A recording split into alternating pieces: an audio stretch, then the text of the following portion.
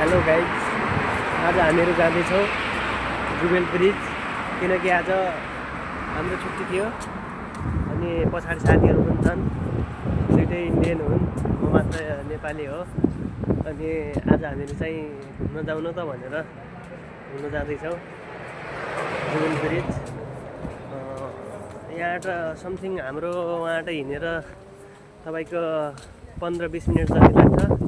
अनि आज हिँडेर जाउँ न त भनेर साथीहरूले हिँडेर गइरहेको अनि टक्कसँग गइरहेको छु गाइज। अहिले चाहिँ हामी दममबाट भर्खर निस्केको अनि यहाँ हुँदै अब जुबेल ब्रिज जाने भन्दैछन् केटाहरूले। अनि टक्क त्यहाँ गएर त्यहाँको ब्रिज देखाउने छु म हजुरलाई।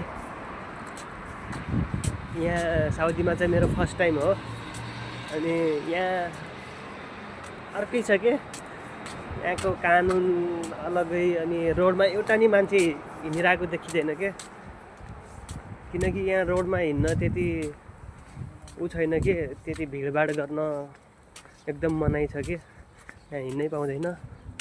अनि यहाँको खत्रै छ के यहाँको कानुन के। तपाईँले यहाँ कसैलाई यसरी ठाडो नजरले हेऱ्यो भने नि अर्कै गर्छ कि, मतलब त्यो मान्छेलाई कडा सजाय छ कि। अनि त यहाँको अर्को कुरा हजुरहरूलाई भन्दैछु म।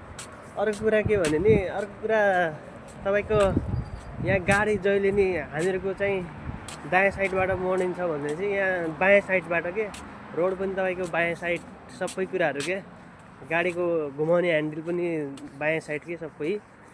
अनि सबै चिज बायाँ साइड त्यस्तो छ। अनि अहिले चाहिँ खाना खाएको छैन, खाना 2 बजे समथिङ 2-3 बजे हुन्छ। अनि अहिले साथीहरू हामीहरू पुग्दैछौँ केही मिनटमा, समथिङ 10-15 मिनटमा जुबेल ब्रिज। यहाँ एउटा पनि गाडी यति स्पिडमा आएको हुन्छ नि गाइज।